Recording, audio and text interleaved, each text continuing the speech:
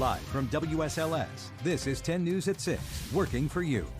Now at 6, 2 house fires in the last 24 hours. I know this family didn't go to bed last night thinking they're going to have a fire at 5:30 this morning. What 2 kids did on their own that's serving as an important reminder. And an infamous item that sparked centuries of local ghost stories. The historic artifact that will be on display on Halloween. Good evening, and thank you for joining us. I'm John Carlin. I'm Jenna Zibton. Brittany and Lindsay are off. Make a plan before it's too late. Yeah, that's the message from firefighters tonight after 2 separate fires in the Roanoke Valley. We're told 3 people were displaced on Carson Road in the Bonsack area. Hours earlier, crews rescued a family from a home on Westover Avenue near Grandin Village. That's where we find 10 News reporter Sydney Jacksheimer. So, Sydney, the fire chief says that it was something inside that likely saved their lives. Yeah, John, firefighters say without a smoke detector inside, this house fire could have turned very differently. A fire ripped through this home on Westover Avenue Wednesday morning. Roanoke Fire Chief David Hoback says 2 children who lived there were woken up by the sound of a smoke detector going off. In this case, the kids didn't know what to do. They got out, they called 911, they gave us all the information that was phenomenal. Officials say 2 other adults were inside the home and suffered life-threatening injuries. Investigators say the cause of the house fire was electrical. Chief Hoback says during this time of year, they tend to see more of these with the change in the weather. You don't want to have electrical cords running under carpet and stuff like that because they tend to heat up. But when they do that and you're running a space heater associated with that and that electrical cord is now heating up, it's going to start a fire. This week is Fire Prevention Week, and experts are urging people to check smoke detectors and make a fire safety plan before it's too late. It may sound fundamental, but you know, when a situation like this happens, I know this family didn't go to bed last night thinking they're going to have a fire at 5:30 this morning, but you really, if you practice that and you have active working smoke detectors, it will save lives. Now, officials encourage you to check those smoke detectors every 6 months. They recommend every time you spring forward or turn back your clocks, you should check the batteries on your smoke detectors. Reporting live in Roanoke, Sydney Jacksheimer, 10 News, working for you. A busy Roanoke County roadway is back open tonight, but many in the Cave Spring area may still be without power due to downed power lines from a broken utility pole. It happened near the intersection of Brambleton Avenue and Colonial Avenue this morning. At one point, thousands of APCO customers were in the dark. All right, let's turn to the forecast now. We're tracking another round of scattered showers. I feel like we've said this every night this week. Right. Chief Meteorologist Jeff Hanowich is here to show us how long these rainy days will last. Well, if you're not getting wet, you're still seeing some sunshine. All right, this morning was very cloudy. This afternoon, we have seen some breaks of sunshine. So if you're not getting wet, you are seeing at least a little bit of sunshine to close out our Wednesday. But we do indeed have some scattered showers around. You'll notice a little bit of rain towards Grayson County, a few more rain showers farther to the north into parts of Bath and also into Rockbridge counties, areas near Carrs Creek, right along Interstate 64, areas just north of Clifton Forge seeing a stray shower. And then we've got more rain situated out towards Pamplin City, over towards Appomattox, over towards Stonewall, into southern parts of Amherst County near Madison Heights, seeing some light to moderate rain as we speak. This is all, by the way, moving northwest at about 15 miles per hour. Your evening planner showing temperatures dropping into the upper 60s by around 10. Still going to have the chance for some passing showers, maybe even a stray storm throughout the course of the evening. And as we look ahead to that football forecast, I think tomorrow is going to be a little bit drier for us, but the chance for rain goes back up again Friday into Saturday. We're going to be very wet here Friday afternoon into Saturday morning. The rain may start to let up a little bit just in time for the Tech Notre Dame game kickoff at 7:30 at Lane Stadium. Temperatures will be in the 60s for that game. Certainly going to need the umbrella for those high school football games Friday evening. Jenna? More schools are taking steps to keep their teachers in the classroom. The hope is that the just announced early dismissal days in Roanoke County will give both students and staff a chance to catch up and plan for the week. The district is also implementing a large pay increase for substitute teachers. With our sub shortage, our shortage of substitute teachers, teachers are being asked to cover other classes, which we're able to do, but all of that takes a toll on teachers' time to do their own job effectively. Substitutes with high school diplomas will make $120 a day, and those with college degrees can make $140 a day. Senator Tim Kaine is joining some of his colleagues calling on more regulations for the social media giant Facebook. This week, the internet giant has been in the spotlight on Capitol Hill for safety concerns and alleged mental health impact on children. Today, the founder, Mark Zuckerberg, responded to whistleblower claims, saying that the accusations don't make sense. Many lawmakers are calling on him to testify. Kaine also believes the company would not be willing to regulate itself. The spread of disinformation that isn't just false, but it's deadly. Fake information about vaccines, fake information about COVID, we can't just shrug it off. And so what I am looking for are what are the right solutions we can put in place. Kaine says bills passed a few years ago to help prevent human trafficking on social media could serve as a model to create more guidelines for Facebook and Instagram. An old Bedford building is getting a facelift, being converted into a new apartment complex. We're told the building on Railroad Avenue lived many lives, including an axe handle factory, tobacco factory, and most recently, the Rubitex plant. The new building will have 58 units of 1, 2, and some 3-bedroom apartments with a fitness facility and yoga studio. We've always been a big fan of the town of Bedford. Bedford in general has seen an enormous amount of growth. And we just thought it was a really neat building with a really cool past. And we felt like we could just take it and add some value to it and help bring it back to life for the town. It's expected to be complete by Labor Day of 2022.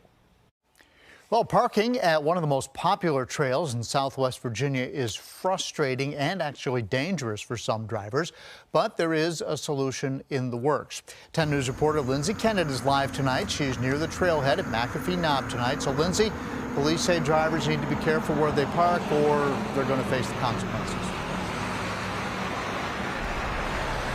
John, that's right. I mean, who wouldn't want to check out those gorgeous views from the peak? And although this is a really popular spot to hike, the parking here at the trailhead is extremely limited, and it can't accommodate the crowds.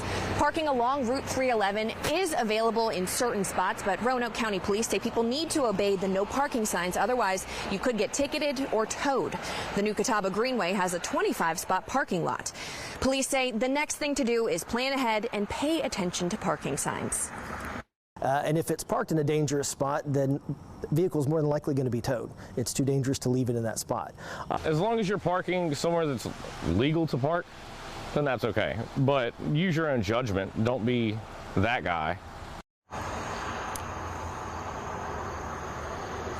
Power says carpooling is a great option, as well as Uber or Lyft. There are also plans to build a pedestrian bridge to allow hikers to cross Route 311 more easily and safely. Reporting live in Roanoke County, I'm Lindsay Kennett, 10 News, working for you. A special charity fundraiser, the unique way you can own a piece of history while supporting a local museum. And a junior ninja warrior, why one teen had to take the road less traveled to make his dream a reality. Have a question about current events, new laws? We can help. Just ask 10. It's easy. Go to WSLS.com, click on the menu icon, and click Ask 10. Type your question, and we'll work on an answer. Ask 10 on WSLS.com. New at 6, the Vinton History Museum wants you to grab a seat for its second annual Historic Art Charity. Local artists, including local school children, painted 11 chairs, all with historical significance. They'll auction them off with money going to the museum, which is a nonprofit. The painted chairs are already on display in some downtown businesses for you to check out. It's kind of fun to come by and browse and take a look and figure out which one's your favorite and which one you want to bid on. Some great ones there. The online auction started today and runs through October 23rd. A historic and haunted artifact just in time for Halloween. A self-rocking cradle from the city's best-known ghost story has found a home at the Lynchburg Museum. Legend has it that it rocked itself while in a home on Jackson Street in the early 1800s. Hundreds of people then came to see it, and the story passed into local lore until the family had it removed. The cradle was donated by direct descendants of the original 19th century owners. This example is really interesting because it illustrates this famous ghost story. We will be reattaching the rockers to it. When it came to us, the rockers were not attached, and the originals are gone. They were burned. On the night of October 29th, the museum will set up cameras on the cradle in the dark, trying to capture any unexplained phenomenon. While the long-term display begins on November 4th. Count me in. Here's a look at the Virginia Tech Skycam overlooking Blacksburg and the campus of Virginia Tech. Seeing a mix of sun and clouds. I'll let you know when the wedge pushes in and when we see a lot more in the way of cloud cover area-wide coming up.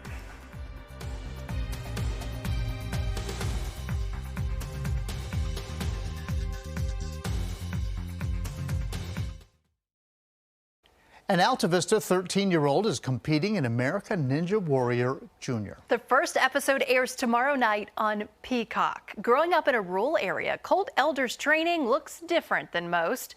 Over the years, his family's transformed their space on the farm into their very own Ninja Warrior course. While they couldn't tell us how Colt did, they say his hard work is paying off and hope it inspires others. A lot of these ninja kids come from big cities and big gyms, and we don't have that. So I think they wanted to show that it's possible, no matter where you're from, to be able to make Ninja Warrior if you put enough work into it.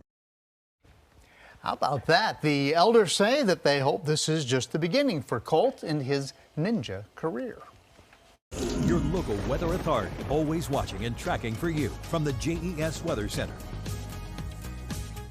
6:16 here, and we're partly to mostly cloudy across the region. We are still tracking some passing showers, maybe even a stray storm.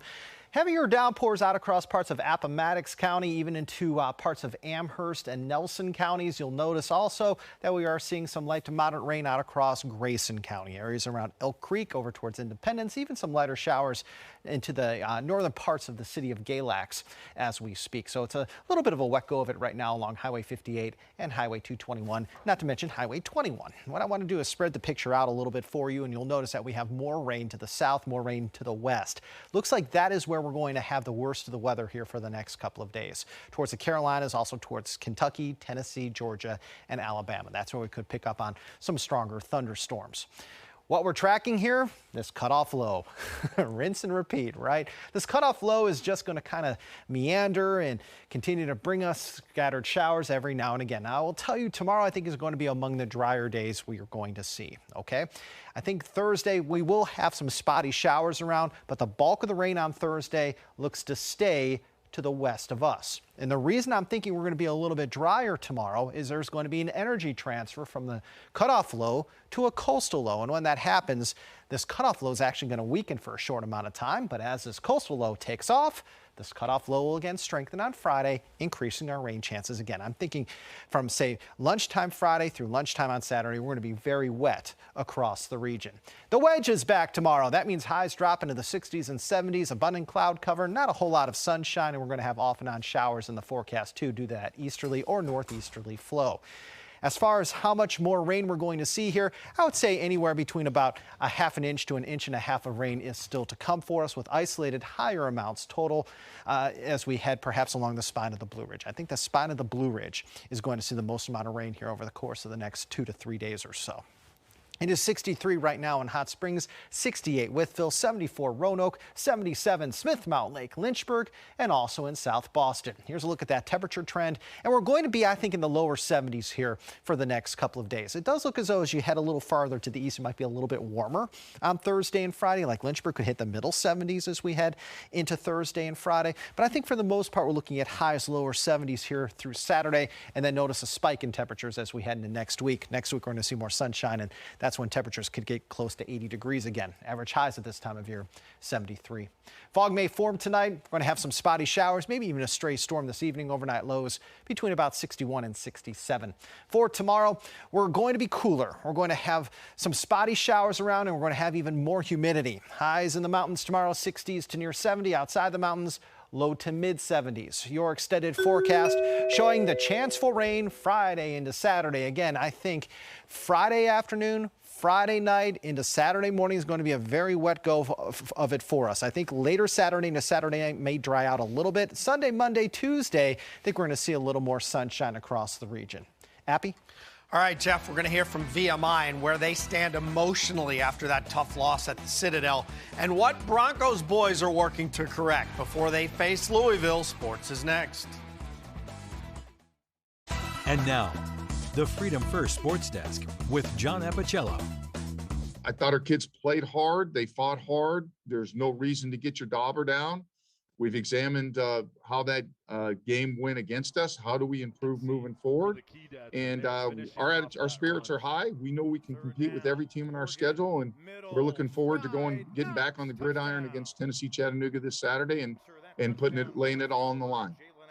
Defending SoCon champ VMI coming off that road loss on Saturday to rival Citadel. They host Tennessee Chattanooga this week. The Mocs are favored to win the SoCon this year.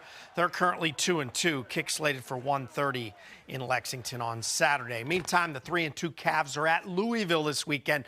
And stop me if you've heard this before. A shootout is expected. The Cavaliers certainly want to provide their share of the offensive explosion. They're averaging more than 34 points and 526 yards per game. And they managed to survive one of those shootouts in Miami last Thursday night. It's the other half they're working to eliminate, the big plays that have kept their opponents in the game. Yeah, I think we're chipping away at, addressing, working on, and it's showing yield. You know, we need to add consistency to it, but I see it happening, yes. From not only the Miami game, but the Wake Forest game, I saw progress in both. I would say we're more assignment sound, and even every day we still strive to be the most assignment sound team. Accountability before practice for how many points, we went over our pillar. In practice, running to the ball, everybody getting to the ball, and if not, you get subbed out, So everybody's being held to the same standard right now. The Cardinals are 3-2 as well, coming off a tough 3-point loss at Wake Forest. That was 37-34, but Louisville 2-0 at home this season. It is a 3 p.m. kick from Cardinal Stadium. The bizarre DEA raid that occurred on the Washington football team trainer Ryan Vermillion last week now has the attention of the NFL Players Association. The association has sent a request to the NFL asking for information on the raid, citing health and safety concerns. The DEA searched Vermillion's home and his office at the team's training facility. To be clear, he hasn't been charged with anything, and the team statement says the investigation is not team-related. Nonetheless, everybody wanting to know why they're there. That said, more Washington football team news. Lynchburg's Logan Thomas just put on the IR. That hamstring expected to keep him out 4 weeks. The Bears will be going with their rookie quarterback Justin Fields out of Ohio State moving forward.